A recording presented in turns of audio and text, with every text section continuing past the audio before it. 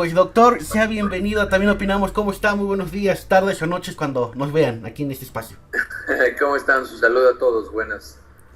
Oiga, pues muchas gracias por la oportunidad de charlar aquí con usted sobre un tema pues interesante y también para aclarar dudas, ¿no? Porque luego, pues en redes sociales, algunas personas que no son médicos, ¿no? Que dedican a otra cosa, pueden medio desinformar, ¿no? Que si viene del café capuchino, el virus símico, en fin, varias cosas que se ven en redes sociales.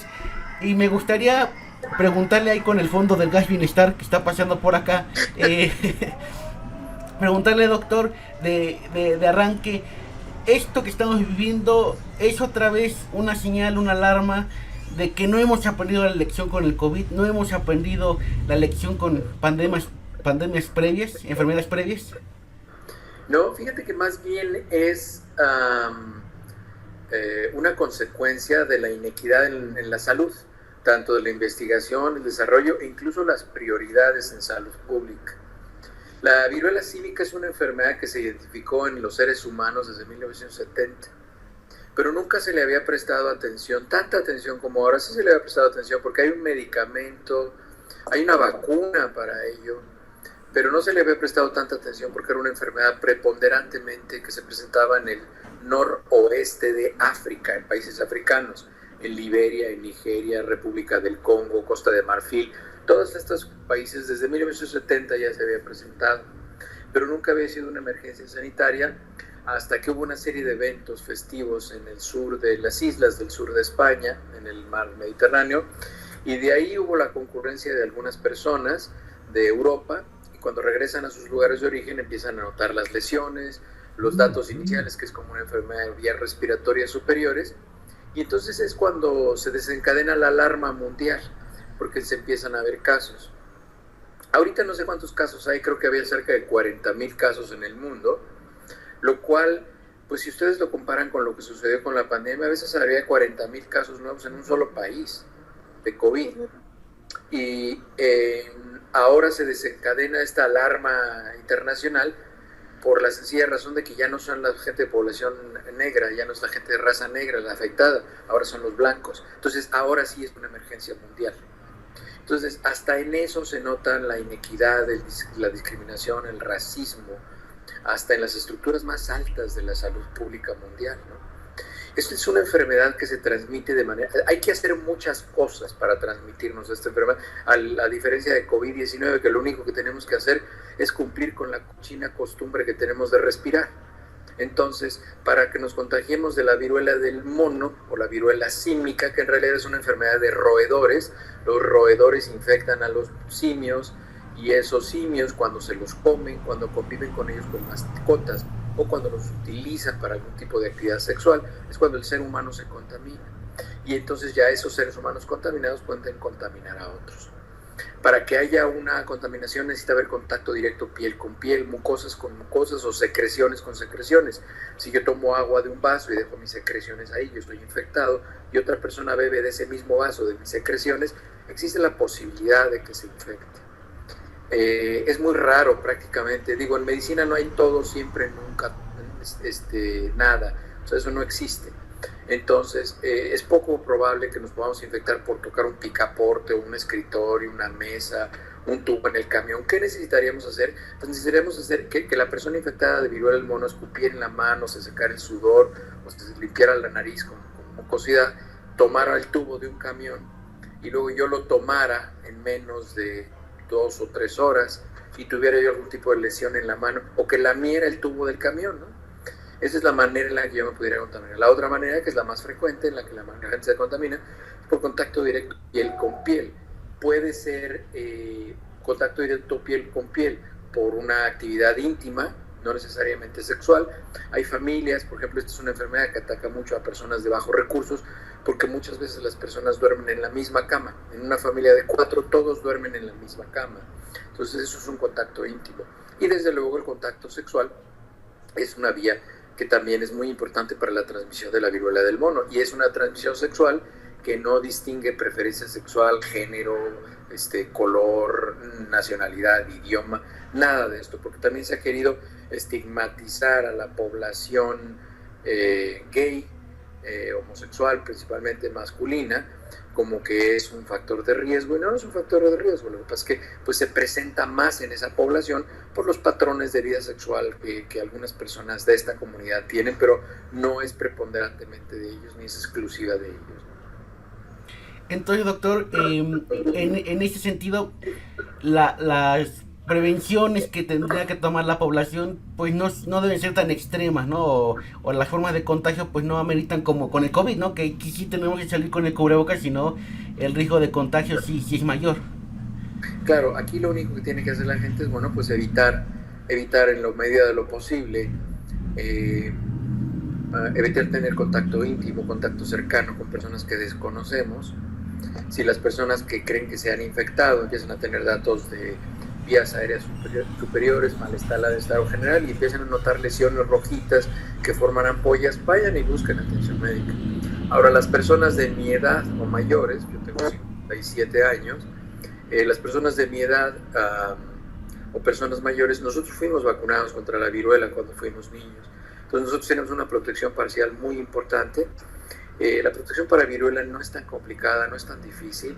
Incluso ahora en los países en los cuales tienen la vacuna, como aquí, como en Estados Unidos, lo que están decidiendo es aplicar 1/5 de la dosis habitual de la vacuna, porque no se tiene suficiente vacuna a una población mucho más extensa de factores de riesgo.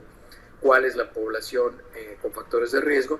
Personas que tengan una vida sexual con parejas ocasionales que normalmente no tienen, con personas desconocidas, personas que están inmunosuprimidas. Esos son los grupos de riesgo a los cuales se les debe poner la vacuna.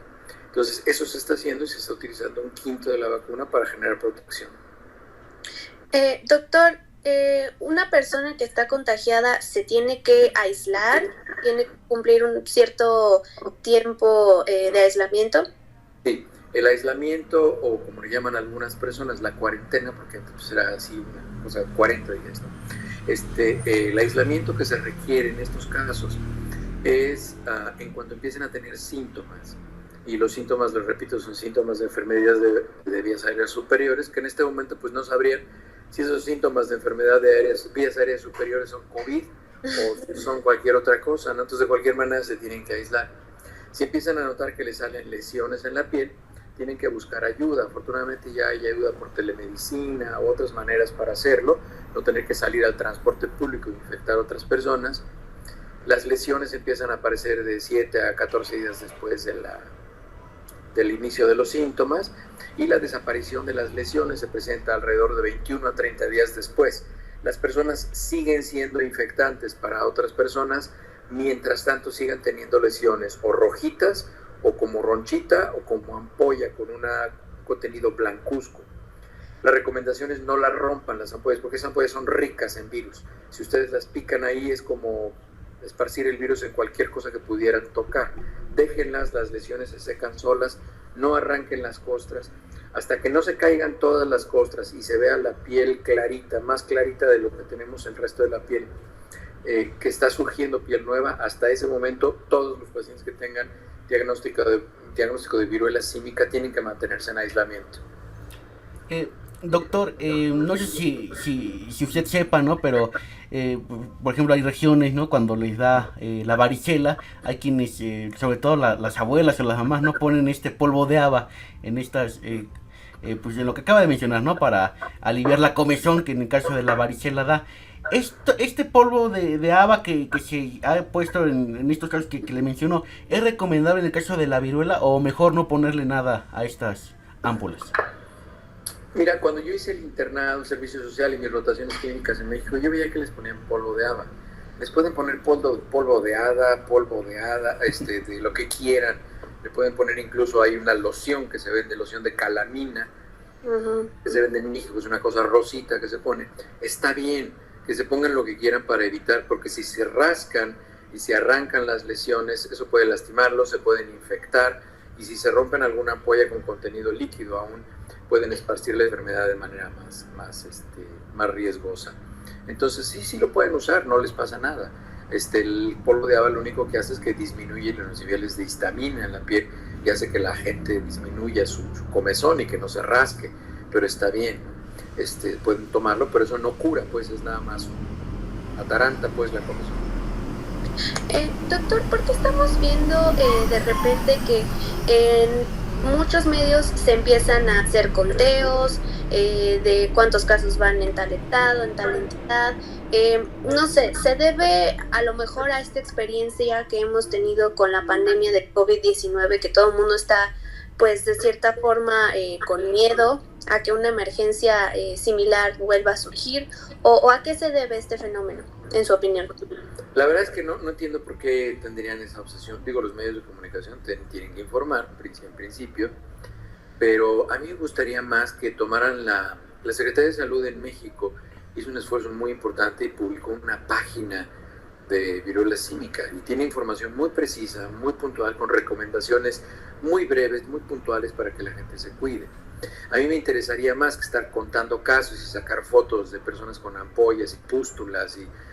A mí me gustaría más que estuvieran dándole difusión, que fueran un aliado educativo de la Secretaría de Salud, los medios de comunicación. Me gustaría más que hicieran eso, pero bueno, ellos tienen su línea editorial, tienen sus decisiones editoriales y pues por alguna razón deciden no hacerlo y por alguna razón deciden no llenar ese espacio que siempre, en salud pública, siempre que hay una necesidad de salud pública, más cuando son enfermedades infecciosas, como en este caso, hay una necesidad de comunicación, necesidad de información impresionante por parte de toda la ciudadanía, y si los espacios no se llenan con información sensata, serena e información responsable, se van a llenar de cualquier cosa, de cadenas de WhatsApp, de cadenas de Facebook, de murmuraciones, de fotos de hace 30 años que dicen que ayer mi vecina le pasó, y todo ese tipo de comunicación de muy bajo nivel intelectual, cultural y educativo es la que empieza a preponderar en las redes y de boca a boca, y eso es muy peligroso.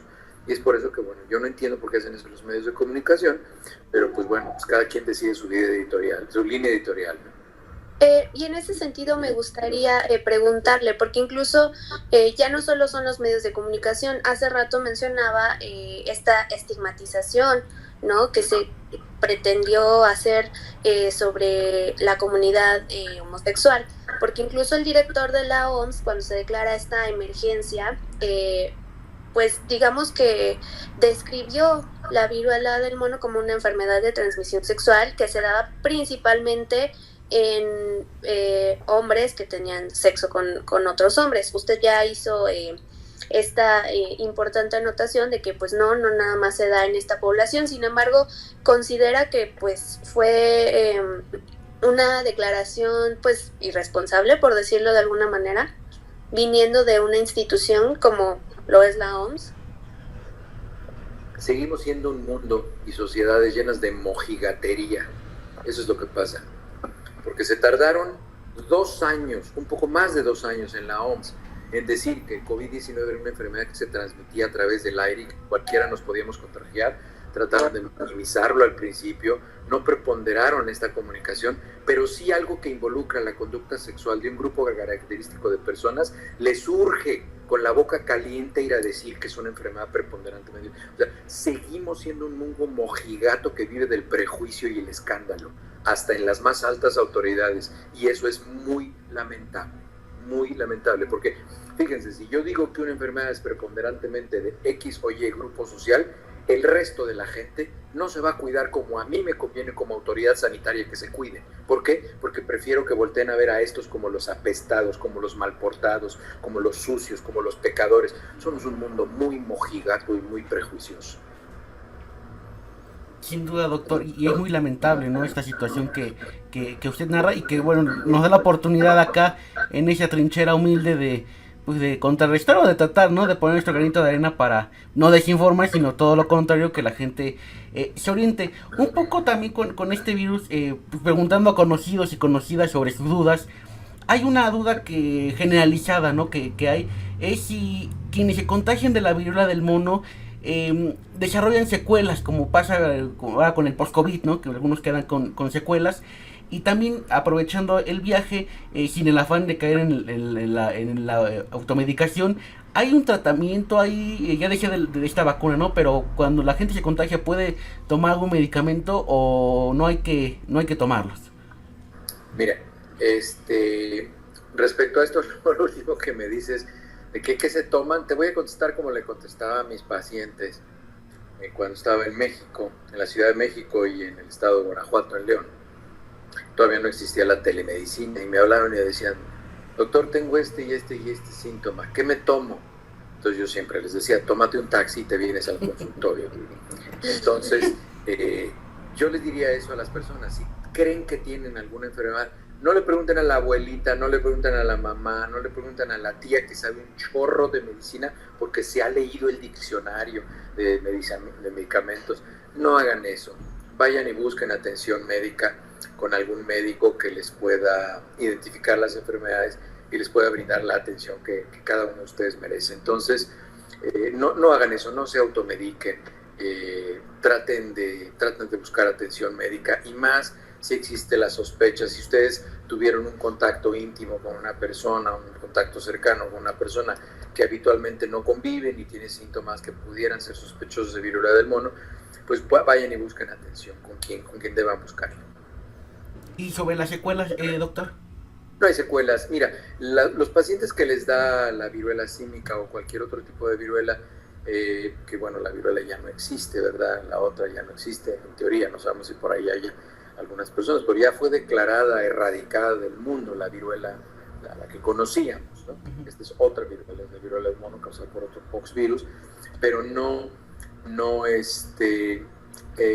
deja secuelas habitualmente. Las secuelas de quiénes son, pues de personas que tienen un estado de salud, un sistema inmunológico deteriorado, se infectan de viruela, la enfermedad toda completa se complica con una neumonía o se complica con una encefalitis, bueno, pues son las secuelas de la neumonía o de la encefalitis, pero no de la viruela, como sí sucede con COVID.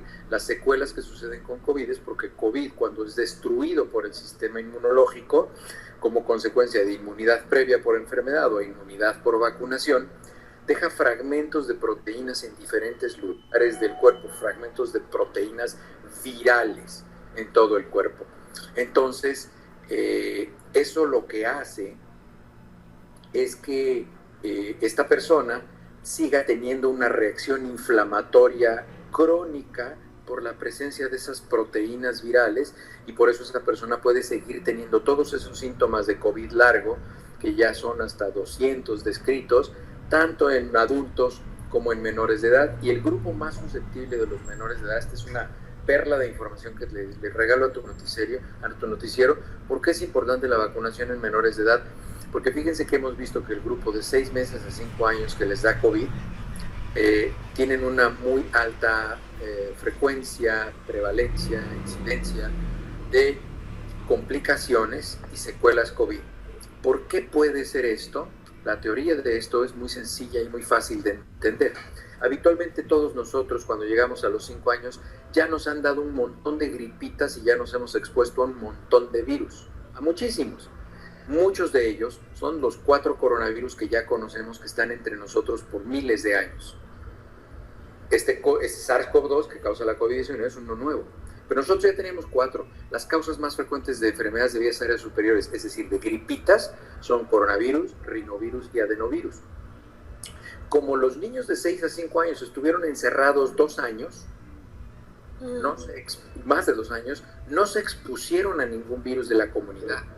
Salen a la calle y al primero que conocen es a SARS-CoV-2, que es mucho más agresivo que los otros 4 que ya había entre nosotros. Y entonces, ¿qué pasa? Se enferman con mayor severidad y tienen secuelas con mayor frecuencia. Y es por eso que es muy importante que empecemos a vacunar a ese grupo poblacional lo más pronto posible. Lo más pronto posible. Doctor, déjenos ir aterrizando porque sé que es una persona muy ocupada y no quisiéramos robarle más del tiempo necesario, doctor.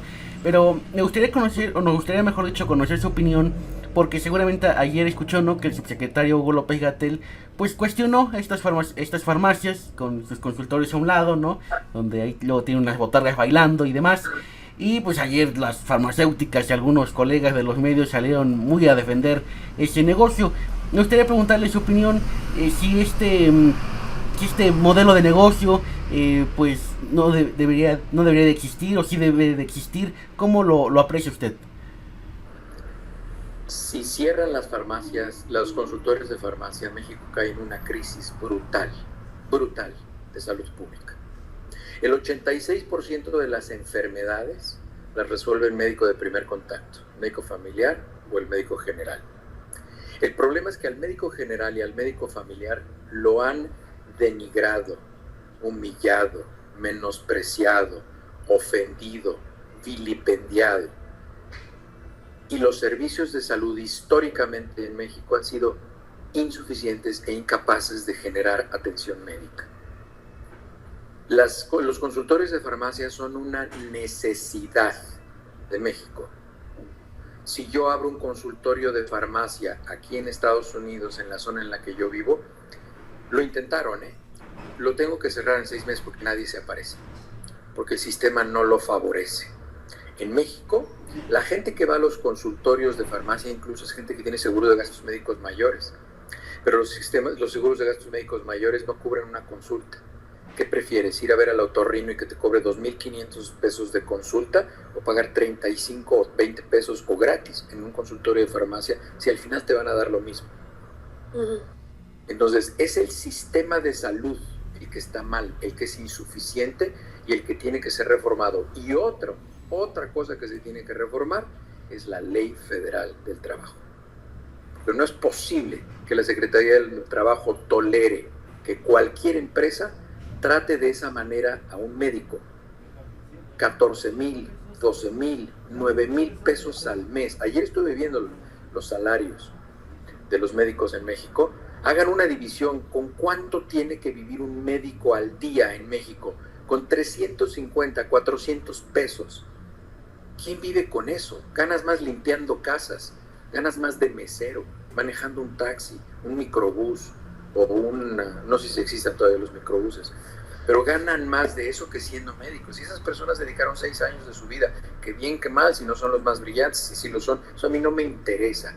Es gente a la cual la Secretaría de Educación Pública le emite un título en el cual garantiza su idoneidad para ejercer una profesión.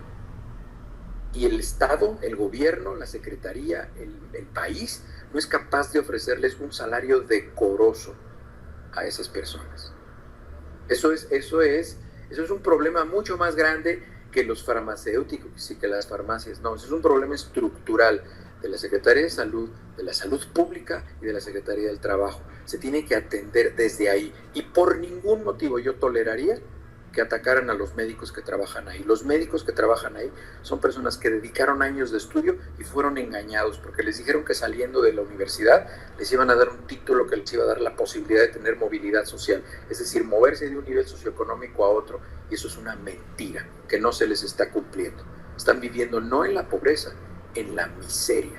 Ahora imagínense si a ese tonto doctor que trabaja en una farmacia se le ocurre querer casarse y tener hijos. ¿De dónde va a sacar dinero con 400 pesos al día? Es un problema muy, muy serio, que no tiene nada que ver con política, no tiene nada que ver, como le dice el presidente de México, no tiene nada que ver con politiquería. No es momento de empezar a ver quiénes son los fifís o los estos o los... No, es momento de hacer justicia. No hay justicia social y no hay justicia laboral. Ese es el verdadero problema. En ese sentido, rápidamente, y también para ir finalizando y no quitarle más de su tiempo, me gustaría preguntarle su opinión acerca de pues como esta invitación que se le ha hecho a los especialistas de ir a zonas pues alejadas del centro a laborar ahí, y bueno, se ha visto que muchos no han querido acudir a la convocatoria, me imagino que precisamente por estas condiciones, ¿no? Sin embargo, la postura del gobierno pues es como de crítica un poco en ese sentido hacia los profesionales de la salud. ¿Cuál es su opinión en ese sentido? A mí no me interesaría tanto el salario. Yo con gusto me regresaba a México y iba a trabajar a la Sierra de Oaxaca, pero siempre y cuando le dieran a mi familia un seguro de vida de $2 millones y me mata la violencia organizada. Porque ese es el problema en México. Los dueños de la ley en México es la delincuencia organizada. Lo vimos la semana pasada. Un alcalde de Tijuana pidiéndole por favor a los delincuentes que no se metan con los que no se meten con ellos. O sea, cediendo el control de la justicia al crimen organizado, con un individuo de la Guardia Nacional a un lado y con otro de la policía al otro lado.